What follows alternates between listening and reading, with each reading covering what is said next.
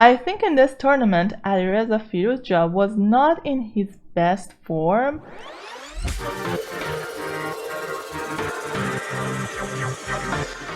Hi guys, and welcome back to my channel. This is a woman chess grandmaster Atousa, and as you may know, there is a big chess tournament online on chess.com which called Airthings Masters 2023 with $2 million in prizes, and a lot of good players are playing in this tournament, including the current world champion Magnus Carlsen and Hikaru Nakamura, Wesley So, Alireza Firouzja, and many other great chess players, in the world are playing in this tournament. So today I'm going to analyze one of Alireza Firouzja's game in this tournament.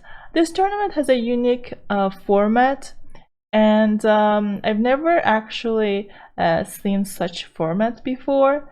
So basically there are a lot of qualifications, and Alireza Firouzja could qualify from the first stage, so he moved to the second level or second stage, shall we say, and he was playing against Arjun Ergaisi from India in the second stage.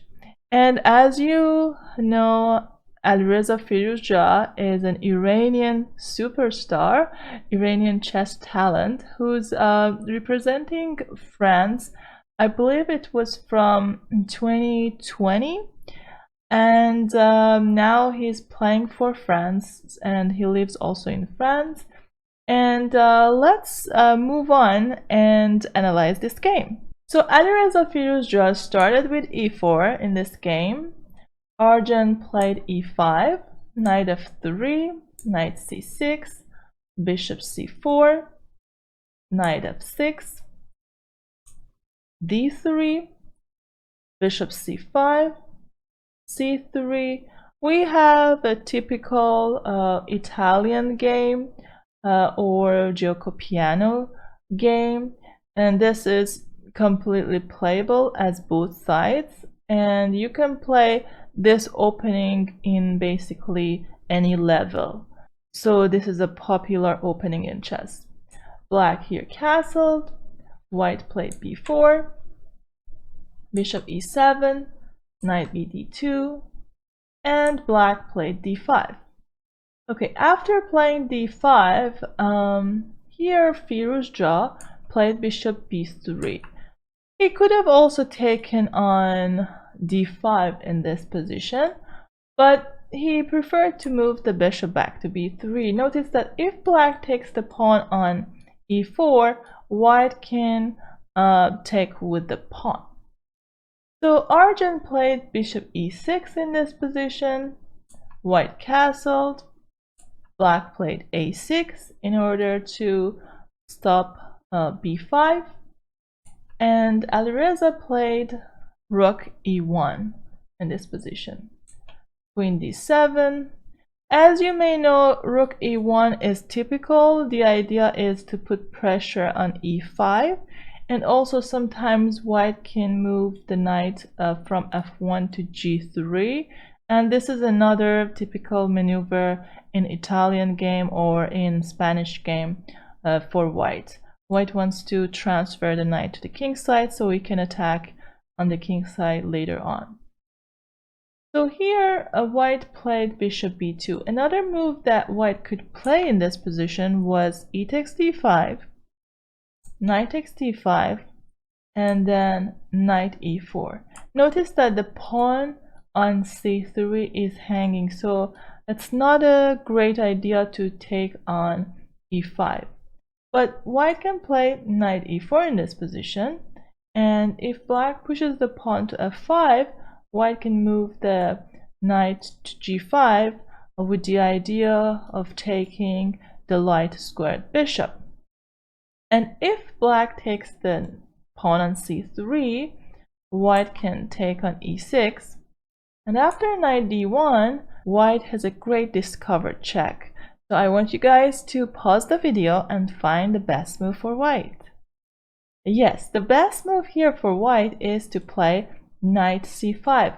Notice that you are checking the king with your bishop and you're attacking the queen with your knight. So we call it a discovery check or discovered check. And instead of playing knight c5, knight f8 is not a good move, even though the knight is attacking the queen. But the problem is that the king can take the knight, and black is up in material in this position. So the best move for white is to play knight c5 in this position, and if black moves the king to h8, we can simply take the queen, and white is up in material. So let's go back to the real game. In the game, Alireza Firouzja played bishop b2, d takes e4, d takes e4. This is typical when black takes the pawn on e4. White usually takes back with this pawn because white wants to keep his pawn in the center. After d takes e4, black moved the rook to d8, the only open file in this position. White continued with a4. The idea is to push the pawn to b5 and to attack the knight on c6, and if the knight moves, we can capture the pawn on e5. So here black played knight h5 with the idea to move the knight to f4 and put more pressure on the king side. White played g3 here to take away this square from the knight. Black played bishop h3, king h1. Okay, here king h1 was not the best move in the position. White actually could play b5 in this position, and let's say after knight a5, white can play bishop d5 because we don't want to exchange our bishop with this knight. And if black moves the pawn to c6 to attack the bishop, white can simply take the pawn on e5, and notice the queen is under attack, so black doesn't have time to win the bishop. And if the queen moves to d6, now white has a great move. White can take the pawn on d5. Another thing in this position after knight e5 is that we are opening up our queen as well, so the knight on h5 is hanging here. So here we can play bishop takes f7, rook takes f7, knight takes f7, this is a fork, and after king takes f7, we can capture the knight on h5.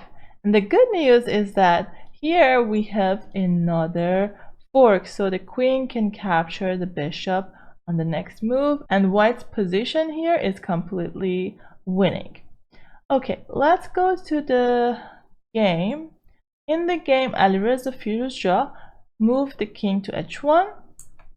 Black played knight f6, queen e2, bishop g4 to pin the knight. Another move that black could play here is to play queen d3 with the idea to exchange the queens. But here, after queen takes d3, rook takes d3, the position is about equal.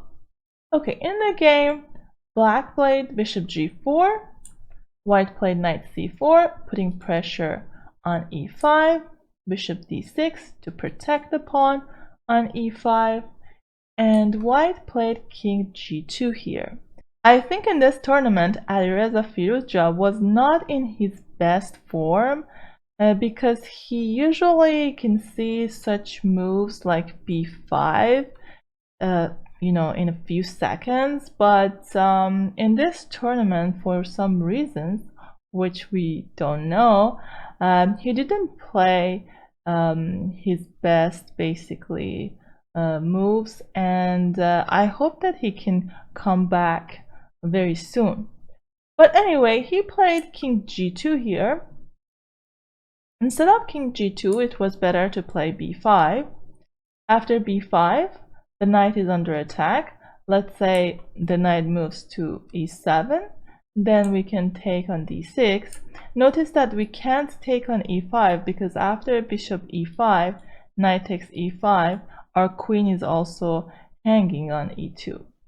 So after knight takes d6, if black takes with the pawn, we can play c4, and the idea is to prevent d5 and control the center.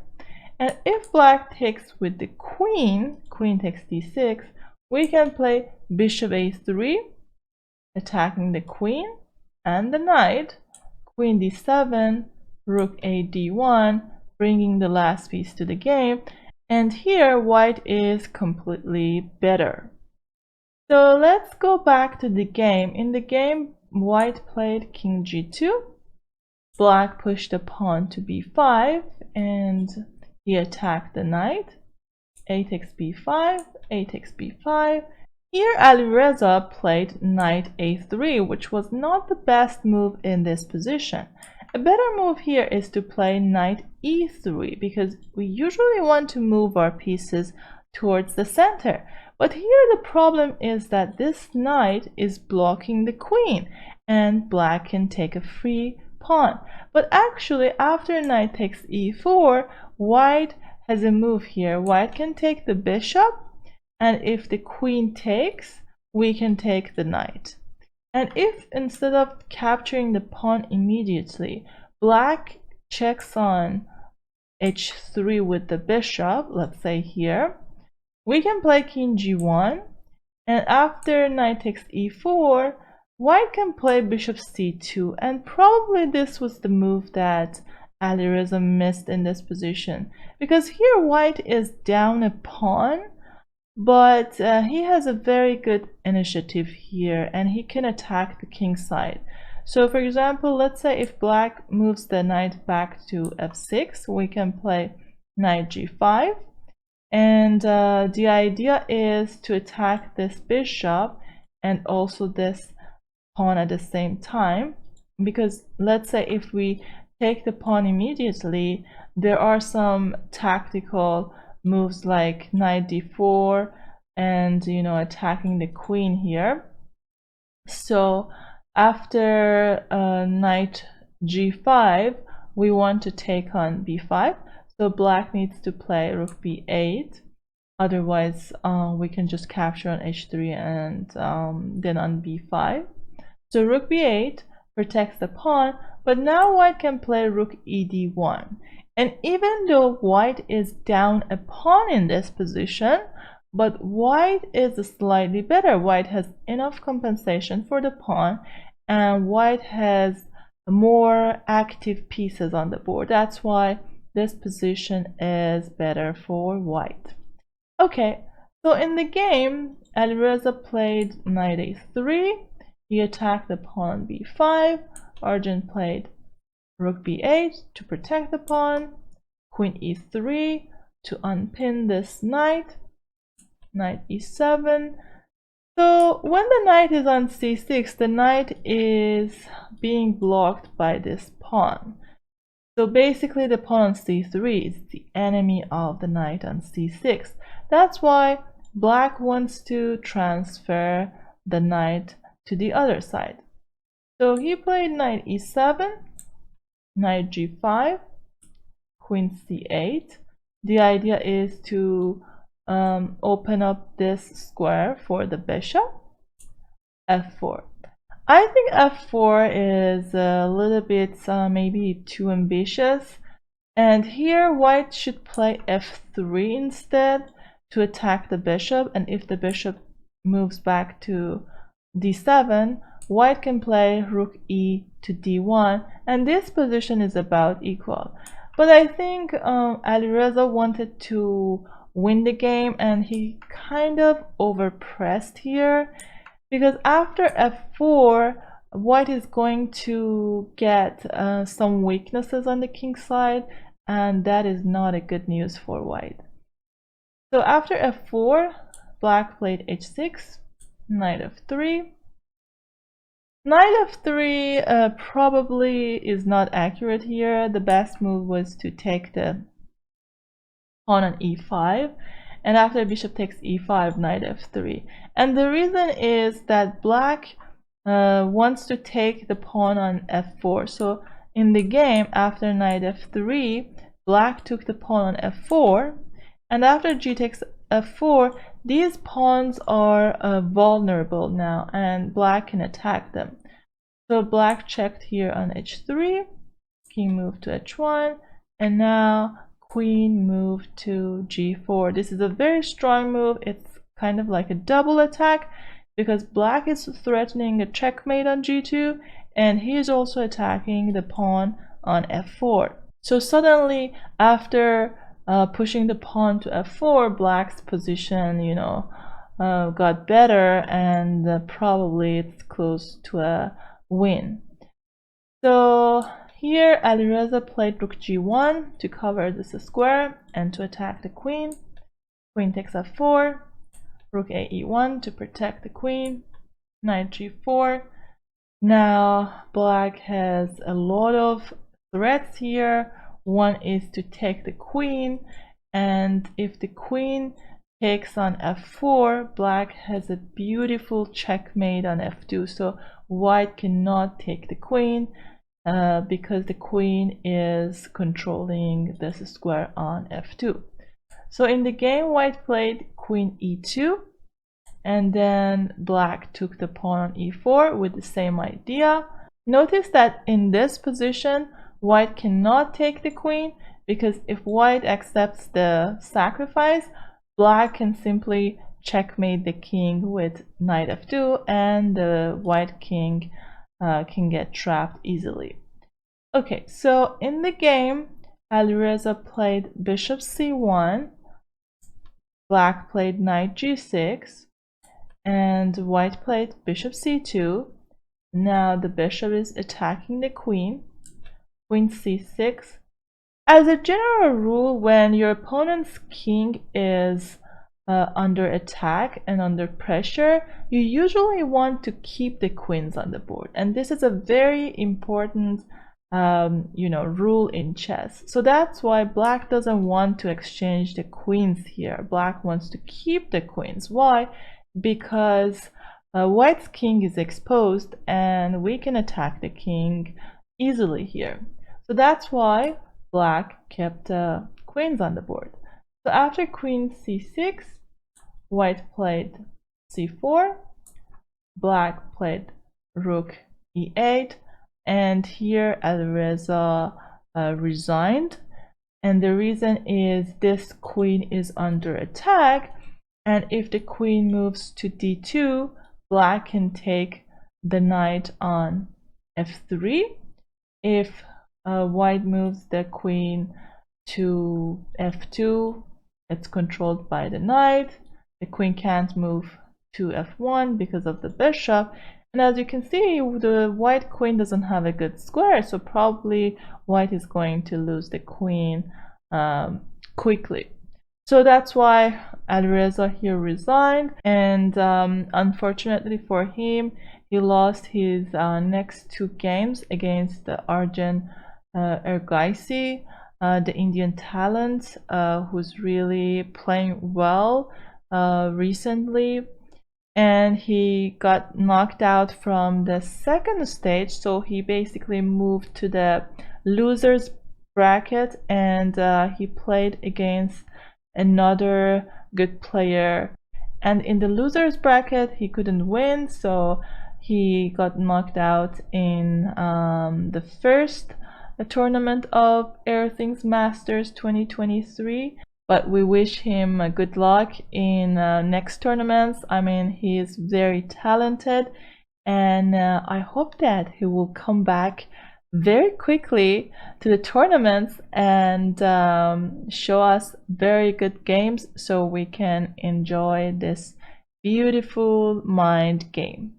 I hope you guys enjoyed this video. If you liked the video, please give it a thumbs up. And if you have any suggestions for my next video, please write me in comments and I'm gonna read them all. Thank you very much for watching, and I'll see you guys in the next video. Take care.